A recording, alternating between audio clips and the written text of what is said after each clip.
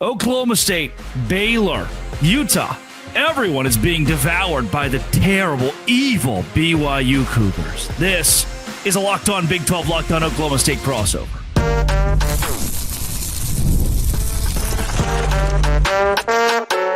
You are Locked On Big 12, your daily podcast on the Big 12 Conference. Part of the Locked On Podcast Network, your team every day. Happy Monday, everybody. Welcome to a Locked On Big 12, Locked On Oklahoma State crossover. I'm Drake Toll from America's #1 Big 12 podcast, Locked On Big 12. Thank you for making this show your first listen every single day. Cody Stovall of Locked On Oklahoma State talks all things Pokes every day. Thanks for making our shows your first listen every single day, if you will. BYU stealing Oklahoma State players and Baylor players and Utah players and everyone's play. Are they as evil as we think they are, or do they just have money? Then we'll go to Oklahoma State needing help in the transfer portal. Have they gotten it under Mike Gundy? And what is his status as the head coach? And finally, Utah fans. They're pretty active on Twitter, and it doesn't seem as though they have very many friends in this conference. Are they truly the most hated fan base in the Big 12, and why? If you hit subscribe, we get to keep our jobs. Cody, I've already spoken so much. Let's turn it over to you. Did BYU rob Oklahoma State? If they did, then every team in the country is guilty of the same thing, right? The whole verbiage behind tampering, I think within the last 4 or 5 years, I think you could make the argument that what they were doing was not good for the sport of college football. Well, now it's just absolute madness. And because of the transfer portal, it's not just guys that used to play with each other in other colleges. Sometimes they go back to high school, 7-on-7. They played against each other. So that terminology of tampering is so convoluted nowadays because every player on every roster is talking to their buddies on other rosters about how great things are at this university, or vice versa. Sometimes there's conversations about how things are not going so hot, right? And so if this is tampering, then it's something that we just need to wrap our hands around and be somewhat okay with, because it's going to continuously happen every day. And whenever our team benefits, we're all happy. I use the correlation between Sam Jackson V going from TCU to Auburn. Could he have had a conversation with Haas Haney about, hey, I'm going to Oklahoma State, you should check it out too? And if that were to happen, is any Oklahoma State fan going to be mad that we got Haas Haney because Sam Jackson helped? Absolutely not. So you want your players helping garner new talent. And when it happens the other way, then, of course, people get in a big old tizzy about it. But it's the way of the world now. Cody, it's the beautiful line. Get your money up, not your funny up. Are we just seeing teams? Are we seeing BYU outbid Oklahoma State and Utah and other Big 12 schools? I mean, I know we get mad so often about tampering, but this might just be the game of, hey, your school, your company, which is what it is in college football now, your employer didn't have as much money as the other guy. Well, and sometimes in these exit meetings, right, they make determinations. And when I say they, I mean the coaching staff, that even though what you did in spring may not be the correct vision for when we roll into the season. So you may have got the most snaps as the starter per se, but maybe we realized after spring that that's still not quite the right direction. So we're going to continuously bring guys in to try to fill the void of what the direction should look like. And I think that's one thing that not everybody's taken into consideration. Some of these guys aren't leaving because they don't fit in. Some of them are leaving for external reasons. One of those behind Justin Kirkland is he's a Utah dude with family in Utah, with buddies that play for both Utah and BYU. So him returning home was almost just kind of common sense. It'd be the same as if a former Oklahoma guy grew up in Oklahoma, left for, say, Colorado, I don't know, like Taj McCoy, and decided I wanted to come back home and be closer to my family. Does that mean there's nefarious intent behind it? Absolutely not.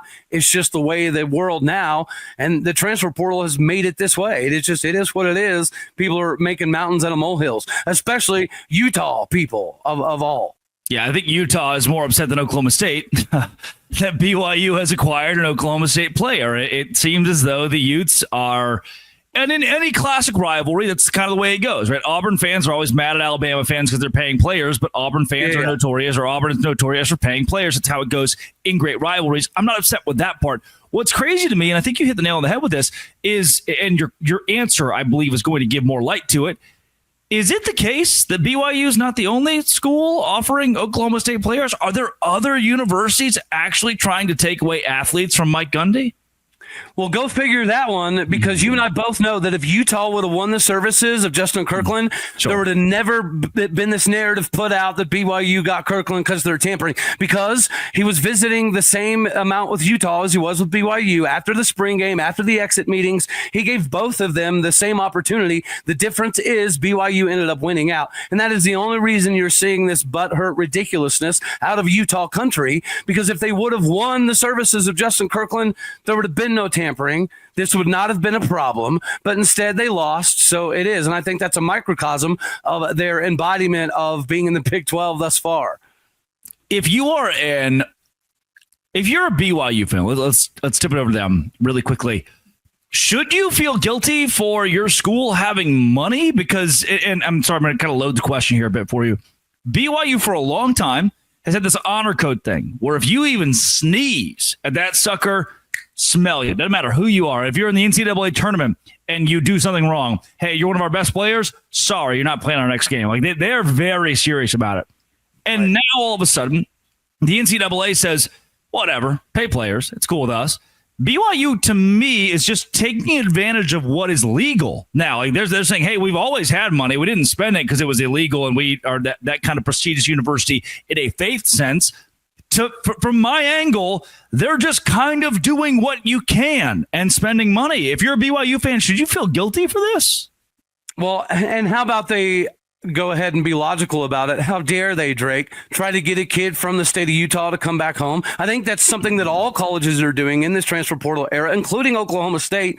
We're bringing Okies that got out of the state back from other colleges, because if you can lock down your state, traditionally speaking, you're going to have a pretty advantageous route when it comes to recruiting. So I think that's all this is they're getting a local guy to come back home simply because things are still a little bit, I don't want to say sketchy, but obviously the defensive line coaches feel like we don't have quite enough yet to do what they want to do.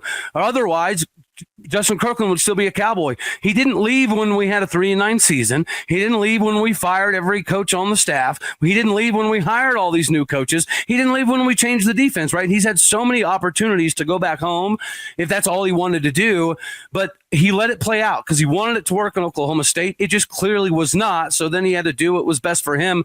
And this is going to continue to happen. So BYU fans shouldn't feel bad about it. They should feel elated about it. And they should also appreciate the fact that because of the butthurt tendencies that Utah fan base has decided to operate within, Justin Kirkland was like trending one of the top things in the Big 12 the other day. That's got to be good for him, BYU, and NIL marketability, which is what this is all going to be about at the end of the day. When you only have a couple years left, Drake, you're going to have to capitalize, right? If you're not a surefire NFL draft pick quite yet, and you've had 3-4 years worth of development, you're going to have the opportunity to prove it. And maybe Oklahoma State system just is not going to be advantageous for Justin to do that. Coming up, is Oklahoma State system advantageous for anyone? It is for some transfers who've come in to change everything. This is a Locked On Big 12, Locked On Oklahoma State crossover. Today's show is brought to you by Supply House. The reason it is because I just bought my first house, and the first thing I did was like, hey, I need a lot of stuff to flip it. And flip it, by flip it, I mean like remodel and live in it for a while. But before I actually sell it, I need to get the HVAC or electrical work or plumbing all repaired. Supply House is the reliable way to order products online and do that. 400 plus actually top brands and over 200,000 parts. You'll find exactly what you need delivered fast from coast to coast. Need help with an order? Supply House offers expert support and industry-leading service. Their free Trade Master program offers exclusive perks like a dedicated phone line as well. Join that Trade Master program at supplyhouse.com/TM. Supplyhouse.com/TM and start ordering plumbing, HVAC, electrical supplies with a few clicks. Use promo code SH5 for 5% off your first order. That's supplyhouse.com. Cody Stovall of Locked On Oklahoma State. The Pokes are in this hunt for one of the top teams in the Big 12 in the transfer portal right now. They're number 5 per 24/7 as it sits with 37 commits. Before I talk about the success of transfer portal recruiting in this class with Mike Gundy, I want to ask you, is there a need after a 3-9 year for complete overhaul of your roster?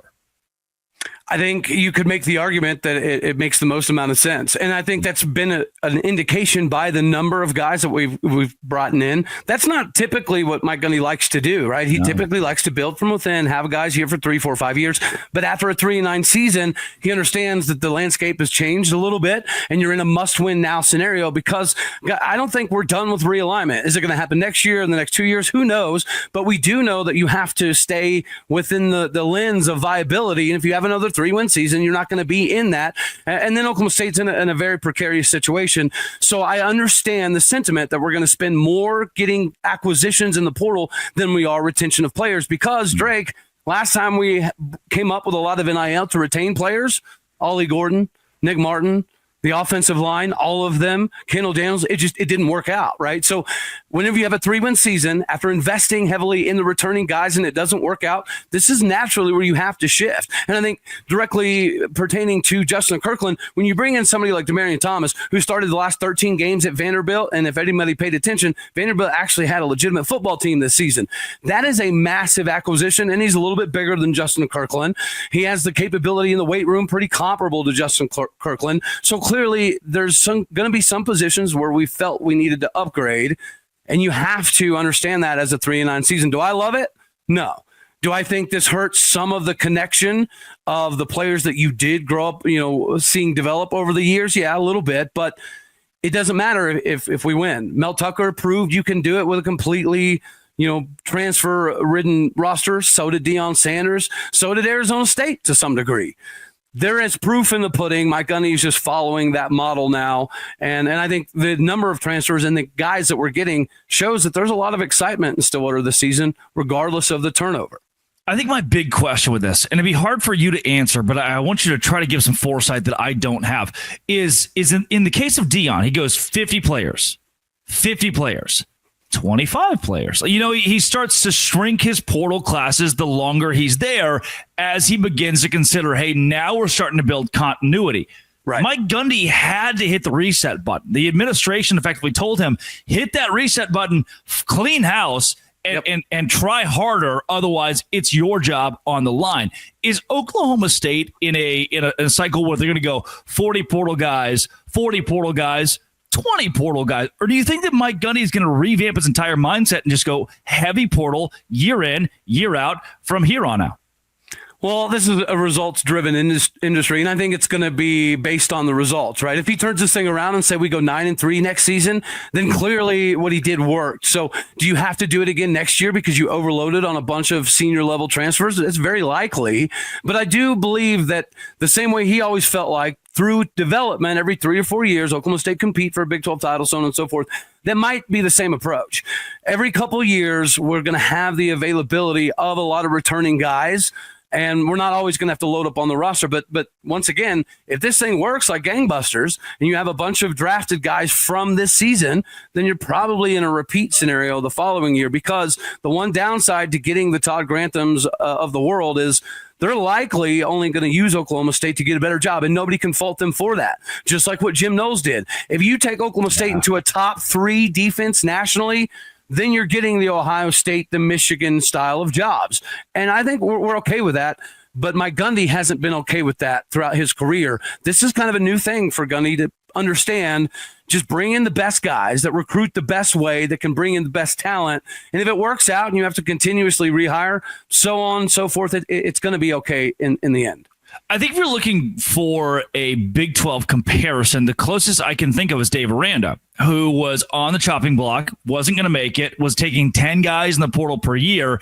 And after a 3-9 campaign, the administration said, look, reverse it or you're fired. And the way he reversed it was with taking a much bigger, I should say, portal class, and then winning 9 games at Baylor last season. That's effectively what Mike Gundy has to do. Now, it's not apples to apples. Aranda's only been there for a handful of years. Gundy's a legend, but it was that same aspect of, you've really got to hit the portal hard. Otherwise, your job is on the line. I'm not sure if that's the Big 12 culture. I'm not sure it's Oklahoma State's culture they want. In my mind, I want your opinion on this. I'm going to make a statement and then get your response. Iowa State Kansas State right now, even BYU, they are Arizona State are at the bottom of the Big 12 in transfer portal rankings. They're not taking big classes. They're not taking a ton of talented guys. Reason being, they've already got them. Iowa State doesn't want a huge transfer portal class. They just want to do what Matt Campbell does with high school players. Is that the ultimate goal for Oklahoma State? It feels like the best teams in the Big 12 are sticking to their guns.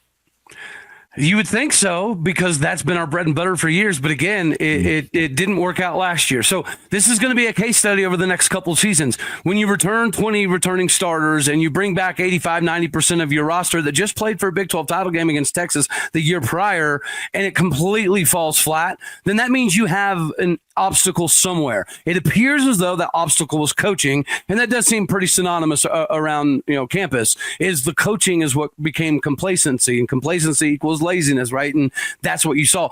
So I think ideally, yes, so places like Iowa State, Kansas State, Oklahoma State, you really do still need to cut your teeth on development. Are you going to be good in the transfer portal? Yeah, but are you going to have as much money as the big spinners? Never. Right? Oklahoma State's never going to have the Texas style of money. We're never going to spend $40 million on NIL. So we have to make the most of our opportunities. So I think you have to grab some guys in the portal that can fill gaps, but you still have to pay attention to the developmental guys. But the kicker there, Drake, and you and I both know this now, that if you bring a guy in and he's not really contributing heavily in 2 years, you're unfortunately probably moving on. So I think it's going to separate the teams that have the ability to get the most out of coaching, which is why I do appreciate this staff. The leash is short for players and coaches today in college football. That is just it's short for everybody, because you can be replaced like that from a fifth-year senior from Western Kentucky who was an All-American in the AAC. Coming up, why is Utah the most hated fan base? Are they the most hated fan base? This is a Locked On Big 12, Locked On Oklahoma State crossover. Today's show is brought to you by Monarch Money. Why? Look, dude, I'm 24. The whole money thing's like a mystery to me. I just opened my account. I'm like, where did it go? Monarch Money actually helps me not lose track of that, because with your own personal CFO, Monarch Money, you can have a complete financial command center that gives you complete financial command to stop managing your money, start building your wealth. When you use it, you have very keen, detailed insights with convenience and easy collaboration with partners. You can set goals, stay on the same page without stress. Take control of your finances with Monarch Money. Use code LOCKEDONCollege at monarchmoney.com, 50% off your first year. Monarchmoney.com, code LOCKEDONCollege for half off your first year. Do that now at Monarch Money. Cody Stovall, Locked On Oklahoma State. Look, there's the whole BYU Utah kerfuffle about stealing players, and Utah is more mad than most of the universities that are actually being tampered with, if they are being tampered with by BYU. Utah fans are up in arms about that. They were up in arms when they joined the Big 12. I asked a couple of other hosts in this conference or on Locked On this question. I'm going to ask you, is Utah the most hated fan base in this league? Do they deserve it? If so, what have they done to earn that title? Absolutely. Unfortunately, they have earned it in spades, and it's primarily just because of arrogance and the pretentiousness. Right before they even got in the league, they were talking down about how they didn't belong in the truck stop league and they were better. You know what I mean? They fancied themselves as an automatic Big Ten invite. So that wasn't a good look. And then when we did finally throw them the life raft that prevented them from staying in G5 irrelevance, nobody was appreciative about it. And then they come in with all of that arrogance, with all of that hyperbole about how they're going to run everything, and they do the opposite of that. Now, I'm not saying Oklahoma State was gangbusters either, but we didn't run around saying that we were better in this conference and we deserve to be in the SEC, and we should have gone with OU and Texas, blah, blah, blah. And then they continue it, right? Even when they have a down year, they talk about how great they are. Whenever the recruiting is a little bit suspect, they talk about how great the roster is, so they don't need to be great at recruiting. They just find ways to get in their own way at every turn, and it's laughable. I think a lot of us do appreciate them for that, because you do have to have somebody to poke fun at. And here's the deal. If Utah would have entered this way and they would have dominated year one, won the Big 12 football championship, I think they would have had the right. But they didn't do that, yet they still talk like they have. It's just absolutely wild. Cody, I'm going to do it. Hit me, dude. 15 fan bases in the Big 12, if I can speak for them and you can speak for them, aren't aren't huge fans of Utah. They're not huge fans of that fan base and the way they came into the league, the way they. Does that mean, based on the moxie that they carry and the conversation piece they've become, Utah's kind of the most important fan base to the Big 12 right now? I mean, if you're judging things based off the metrics of engagement and clicks and things of that nature, then yes, I do think from a fan base of that size, it would be beneficial if they would get behind the league. But at the same time, you have to have a villain, them creating that internal animosity to allow us all to kind of hate them collectively. It's not bad, right? We all collectively hated OU and Texas together. Yep. Utah has decided to be that name on the mantle, and they hold it proudly. So I guess they can continue with this nonsense because it does make for good entertainment to some degree. But yes, it would be great if they would embrace the Big 12 and start winning instead of complaining. We all hated Texas. It was an instant, everybody, no matter what it was, if Texas lost to TCU the same week Oklahoma State won a game against West Virginia, it was even better. It was even better for Oklahoma State because it was just UT losing was great for everyone. You always rooted for who played against them. And losing that meant you lost a natural rival for everyone. It felt so right for each and every team in this league to hate Texas. You needed that. I don't want to give them credit for being the most important fan base, but the fact that everyone else could rally around it only brought the Big 12 together more. Hating Texas was an identity for a lot of the Big 12, especially in those last couple of years when they announced they were leaving. Have we been able to replace it? And Cody, I know I'm going on here. That's why I say Utah is so important, because Texas was ultimately important for the Big 12 to have someone to hate and everyone to rally around. We could all agree on one thing. We're going to hate Texas. And it drove conversations. It drove content. It drove a passion, a hate. Has Utah, in essence, replaced what seemed irreplaceable? Well, I think so. And, collectively as a conference, we need to continue to be able to hate on Utah because... Sorry, by the way, Utah, but we do, right? Well, what's going to happen if Utah actually gets good and they start winning the conference in multiple sports? Yeah. Then all we will hear is about how they knew they were always too good. And now that they're winning the Big 12, they need to get out of the Big 12. So them actually being successful would almost be worse for the conference in some crazy way. But in a clicks-driven industry, yeah, it would be beneficial if they were good. But at the same time, I appreciate the rallying cry that they give everybody because we would never hear the end of it if they did start winning multiple conference championships. We talk a lot about in journalism class when I was in college about how controversy is the number one news value. It is you always turn the news on. It's politics and war and famine. And the reason being is if you do the story about the cute kid from down the street who won the spelling bee, no one clicks on it. No one cares. They like the crime. They like the arguments. They like the see what the police are up to today. And the same thing goes in sports. Everyone loves to hate somebody. Someone tweeted, I work for the Savannah Bananas organization. Someone tweeted recently, I don't hate the Savannah Bananas just to hate them. I hate them because I hate entertainment. In my sports, I hate them because I want more hate. And I was like, wow, that's how most fans feel about who they root for and who they, more importantly, cheer against. And the Big 12's gotten that in Utah. So I want to echo, it's very important that Utah fans continue that role because it's so key for our league. But Cody, then again, I start to feel bad sometimes because truly there are some, few and far between, good UT fans. There's Daniel from Groesbeck, Texas, who you're like, you know what? Yep. Your grandpa played left tackle for them. I get it. I hate this for you. Yeah. I feel like 90% of Utah fans are getting a really bad rap for the 10% that are just really vocal. I don't know, man, because unfortunately, I don't necessarily see that 10%. I feel like it's almost reversed. In a relationship, right, you want somebody to go 90 while the other comes 10. I hear that Utah fans are by and large saying that we're not all that way.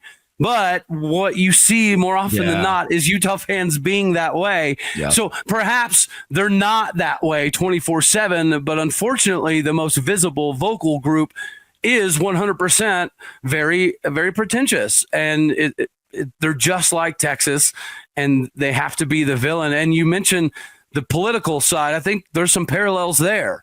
There's always going to be politics on who's going to be playing, right? There's going to be, so we mentioned complacency earlier on behalf of Oklahoma State. Well, some of that is going to be because some of those coaches may have recruited a player that had been there for 5 years. So he was going to politic for his guy to start. Even if his guy maybe wasn't the best to be on the field, that stuff is political. Whether you're going to fire coaches or not for no reason, that's somewhat political. And you're going to draw the ire of several fan bases around the country in doing so. So ironically, it is click-based, but it's also based on politics. Now, the NCAA, the way that they handle different organizations, it's political. They don't handle the SEC the same way they handle the Big 12. So I guess to some degree, we appreciate the chaos that Utah provides because they're almost an extension of the chaos the NCAA provides. Sure. And I've heard directly from college football coaches. I mean, I'm talking big-name coaches that they could not, as an assistant, start the kid they wanted to because the kid who was starting was getting more NIL money, was getting more from donors. It's not just politics within the program. It's politics amongst donors now who are paying for so-and-so quarterback to play. And even when they suck, you can't bench that. You cannot bench them because so-and-so with the big last name who helped build that little part of the stadium over there says they must play. It's gotten that bad. But because of that, we have storylines such as those to talk about, and Utah fans to talk about because they fit in that same category of controversies. Cody Stovall, fast-paced show today. Where can folks find more of your work and more on not just Oklahoma State? And I know you talk a lot about different Big 12 schools and the comparison between the Cowboys and others that do it in this conference. Yeah, obviously the Locked On Oklahoma State stuff, YouTube, all of the podcast stuff. I do cover 7-on-7 and then some recruiting and scouting for 7-on-7 Sports, Epic Sports. So if you see me out and about, feel free to throw stuff at me. I might be able to catch it. Who knows?